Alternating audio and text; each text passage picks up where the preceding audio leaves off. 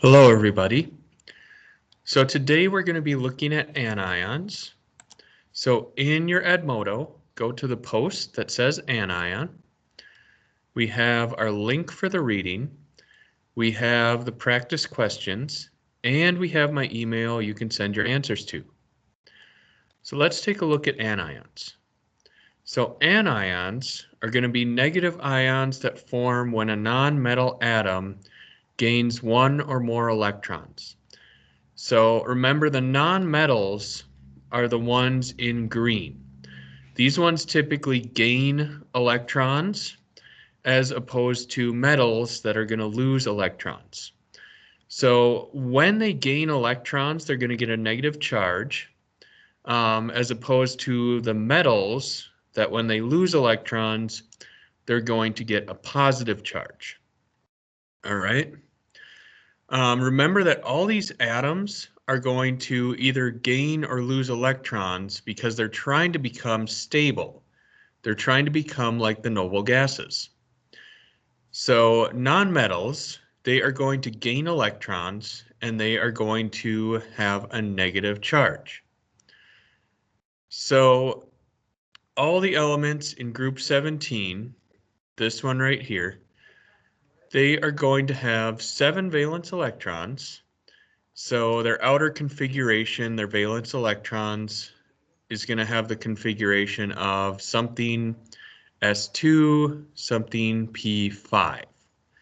All right, they have 7 valence electrons. So they are going to try and gain 1 electron so that they have 8 valence electrons. Remember, 8 is the stable number. If they have 8 valence electrons, they are a stable element. So each one of these is going to gain 1 electron, and in doing that, they are going to get a 1 minus charge because now they have 1 more negative charge than positive charge.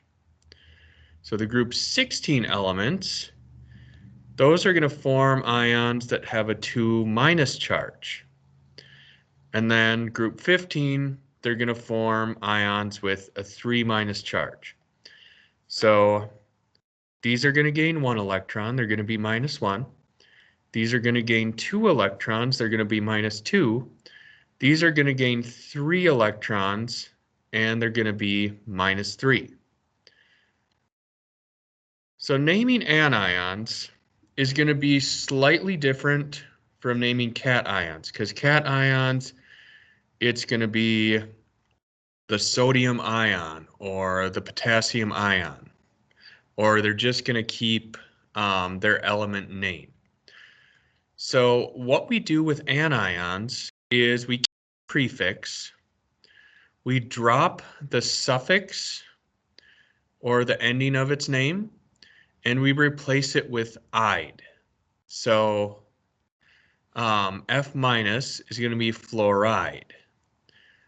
O2 minus, oxygen, is going to be oxide.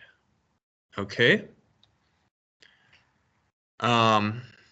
Similar to cations, the charge is going to be notated by a superscript following the symbol. So fluoride is F minus, oxide is O2 minus, sulfide is S2 minus. And remember, the charge always comes after the superscript number. If there's not a number up here, you assume that it's 1. So make sure you finish your questions and turn them in to me.